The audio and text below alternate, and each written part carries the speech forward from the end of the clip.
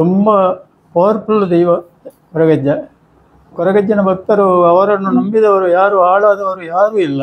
800 ವರ್ಷದ ಮೊದಲ ಇತಿಹಾಸ ಇದೆ ಇದಕ್ಕೆ.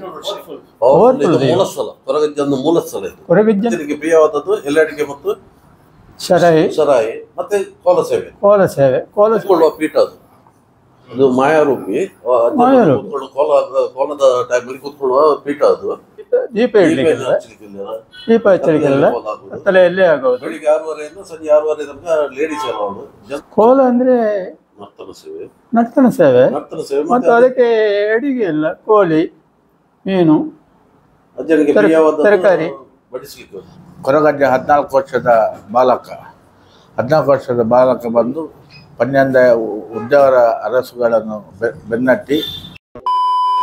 ಸರ್ ನಮಸ್ಕಾರ. ಮೊದಲನೇದಾಗಿ ತಮ್ಮೆಲ್ಲರ ಬಗ್ಗೆ ಪರಿಚಯ ಮಾಡ್ತೀವಿ.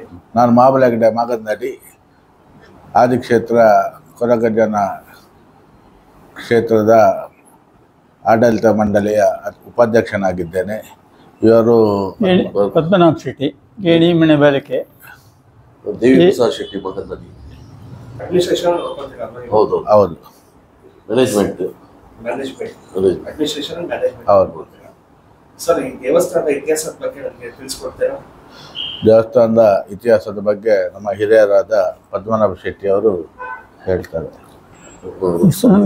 ಇದು ತುಂಬ ವರ್ಷದಿಂದ ಬಂದಂಥ ಕಟ್ಟುಪಾಡು ನಮ್ಮದು.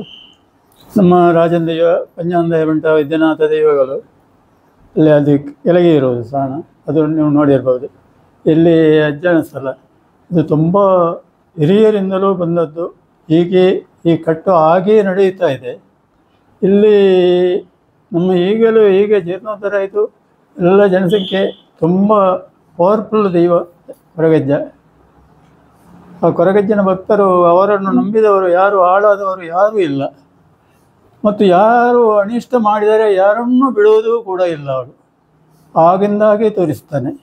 ಅಂಥ ದೈವವನ್ನು ನಾವು ಆರಾಧಿಸಿಕೊಂಡು ನಮ್ಮ ಹಿರಿಯರಿಂದಲೂ ಈಗಲೂ ನಮ್ಮ ಮಾಗನಡಿ ಮಣಿತವರಿಂದ ಮ್ಯಾನೇಜ್ಮೆಂಟ್ ಇದೆ.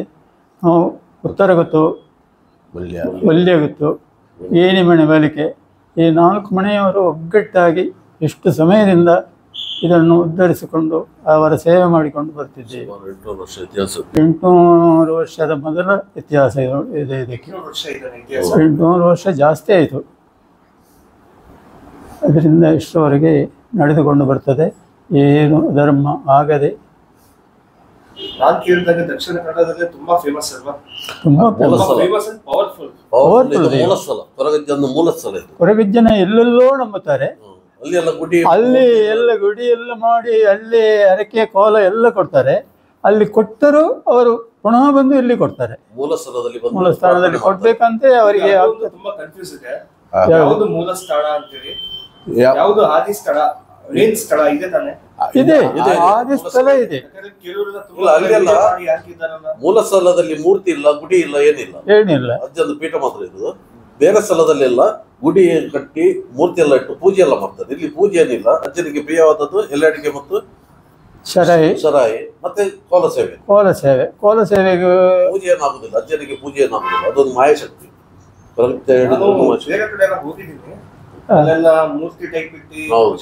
ಇಲ್ಲಿ ಆದಿ ಸ್ಥಳದಲ್ಲಿ ಆಗಿಲ್ಲ. ಅದು ನಮಗೆ ದೈವದ ಆರಾಧನೆ ಆಗಿದೆ, ಅಪ್ಪಣೆ ಆಗಿದೆ. ಅದು ಅಲ್ಲೆಲ್ಲ ಆಡಂಬರ ಮಾಡ್ತಾರೆ. ಆಡಂಬರ ನನಗೆ ಬೇಡ ಅಂತ ದೇವ ಹೇಳ್ತದೆ. ನಾನು ಸಹ ಹೊರಗಡೆ ಹೋಗಿ ಅಜ್ಜನ ದರ್ಶನ ಮಾಡ್ಕೊಂಬಂದೆ. ಅಲ್ಲಿ ಒಂದು ಮೂರ್ತಿ ಸಹ ಏನು ಇಲ್ಲ, ಪೀಠ ತರ ಇದೆ. ಏನು ಅಂತ ಅರ್ಥ ಆಗಿಲ್ಲ ಹೊರಗಡೆ ಹೋದ್ಮೇಲೆ. ಬಟ್ ಆಮೇಲೆ ಇಲ್ಲಿ ಬಂದು ನಿಮ್ನೆಲ್ಲ ಅಜ್ಜ ಕೂತ್ಕೊಳ್ಳುವ ಪೀಠ ಅದು ಮಾಯಾರೂಪಿ. ಕೋಲದ ಟೈಮಲ್ಲಿ ಕೂತ್ಕೊಳ್ಳುವ ಪೀಠ ಅದು. ಆ ಪೀಠದಿಂದ ಎತ್ತರದಲ್ಲಿ ಯಾರು ಕೂತ್ಕೊಳ್ಳಿಕ್ಕಿಲ್ಲ. ಈಗ ಅಲ್ಲಿ ಚೇರ್ ಹಾಕಿ ಅಥವಾ ಬೇರೆದೆಲ್ಲ ಆಸನ ಹಾಕಿ ಕುಳಿತುಕೊಳ್ಳುವಂತ ಪದ್ಧತಿ ಇಲ್ಲ. ಅದು ನಮ್ಮ ಹಿರಿಯರಿಂದಲೂ ಬಂದಂತಹ ದೇವರ ಅಪ್ಪಣೆ, ಅಜ್ಜನ ಅಪ್ಪಣೆ. 800 ವರ್ಷ ಇತಿಹಾಸ ಉಂಟು.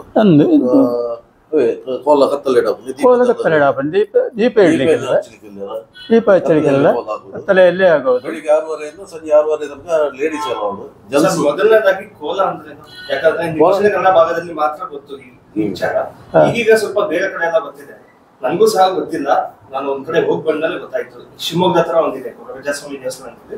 ಅಲ್ಲಿ ಹೋದ್ಮೇಲೆ ನನಗೆ ಈ ತರ ಒಂದು ದೇವಸ್ಥಾನ ಇದೆ, ಇದ್ರಲ್ಲೊಂದು ಮೂಲ ಸ್ಥಳ ಸಹ ಇದೆ ಅಂತ ಅವಾಗ ಗೊತ್ತಾಯ್ತು. ಸೊ ಅಲ್ಲಿ ಕೋಲ ಅಂತಂದ್ರೆ, ಕೋಲ ಅಂದ್ರೆ ನನಗೆ ಗೊತ್ತಿಲ್ಲ ಏನ್ ಕೋಲ ಅಂತಾರೆ.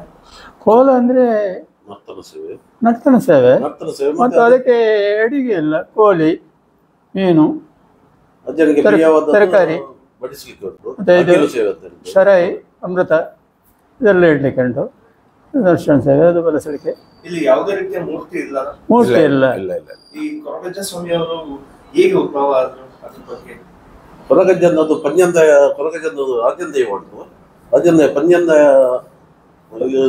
ಕೊರಗಜ್ಜನಿಗೆ 7 ಜಾಗದಲ್ಲಿ ಮೇಲೆ ಹೋಗ್ಲಿಕ್ಕೆ ಜಾಗ ಉಂಟದು. ಕೊರಗಜ್ಜ ಉದ್ಭವ ಆದದ್ದು ಹೇಗೆಂದರೆ ರಾಜಂದೈವ, ಪಂಜಂದೈವ ಮತ್ತು ಉದ್ಯಾವರ ಅರಸುಗಳ ಗಲಾಟೆ ಆದಾಗ ನಮ್ಮ ಪಂಜಂದೈವ ದೈವವನ್ನು ಉದ್ಯಾವರ ಅರಸುಗಳು ತೋರಿಸಿ ಓಡಿಸುವಾಗ ಕೊರಗಜ್ಜ 14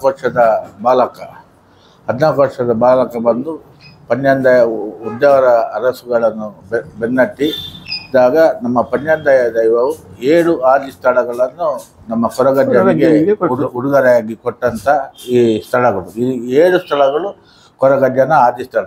ಈಗೆಲ್ಲ ಅಲ್ಲಿ ಇಲ್ಲಿ ಆದಿ ಸ್ಥಳ ಅಂತ ಹೇಳ್ತಾರೆ. ಎಲ್ಲಿಯೂ 850-900 ವರ್ಷದ ಇತಿಹಾಸ ಎಲ್ಲಿಲ್ಲ. ಈಗ ಒಂದು 10-20 ವರ್ಷದಲ್ಲಿ ಆದಂಥ ಕೊರಗಜ್ಜ ಕ್ಷೇತ್ರಗಳು. ಈಗ ನಾವು ಫೋಟೋಸ್ ಎಲ್ಲ ನೋಡ್ತೀವಲ್ಲ, ಅಲ್ಲ, ಕೊರಗಜ್ಜನನ್ನು ಯಾರು ನೋಡಿದವರಿಲ್ಲ. ಕೊರಗಜ್ಜ 14 ವರ್ಷದಲ್ಲಿ ಮಾಯವಾದ ಒಂದು ದೈವ. ಆಕಾರವನ್ನು ಯಾರೂ ನೋಡಿದವರಿಲ್ಲ. ಈಗೆಲ್ಲ ಅದನ್ನೆಲ್ಲ ಮೂರ್ತಿಯೆಲ್ಲ ಮಾಡಿ ಅದಕ್ಕೆ ಅಭಿಷೇಕ ಮಾಡಿ ಈಗ ಕಮರ್ಷಿಯಲ್ ಮಾಡ್ತಾ ಇದ್ದಾರೆ. ಆದರೆ ನಮ್ಮ ಈ ಆದಿಕ್ಷೇತ್ರಕ್ಕೆ ಮಹತ್ವ ಅಂದರೆ ಅದುವೇ.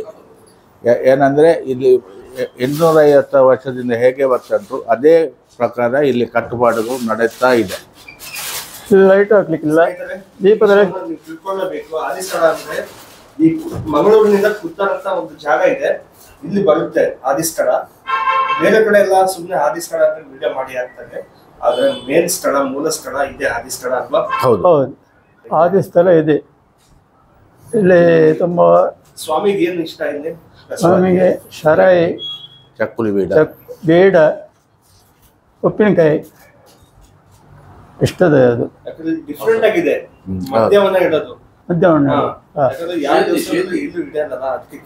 ಅದೇ ಶರಾಯಿ ಮತ್ತೆ ಕರಿ, ಸೇಂದಿ, ಬೇಡ, ಉಪ್ಪಿನಕಾಯಿ ಇದು ಪ್ರಿಯವಾದ ವಸ್ತು. ಅದು ಬೇಕೇ ಬೇಕು. ಯಾವ ಹೋಳ ಆಗುವಾಗ, ಸಣ್ಣ ಆಗುವಾಗ ಯಾವುದಾದರೆ ಅದು ಬೇಕೇ ಬೇಕು ಜನರಿಗೆ. ಸರ್, ಮತ್ತೆ ಇನ್ನೊಂದು ನನಗೆ ಒಂದು ಡಿಫ್ರೆನ್ಸ್ ಹೇಳ್ಬೇಕು. ದೈವಕ್ಕೂ ಮತ್ತು ದೇವರಿಗೆ ಏನ್ ಡಿಫ್ರೆನ್ಸ್ ಇದೆ ಇಲ್ಲಿ? ಎಷ್ಟೊಂದು ಜನ ದೇವರು ದೈವ ಅಂತ ಇದು ಮಾಡ್ತಾರೆ. ಈ ಕೊರಗಜ್ಜ ಸ್ವಾಮಿ ದೈವ ಅಲ್ವಾ? ದೈವ.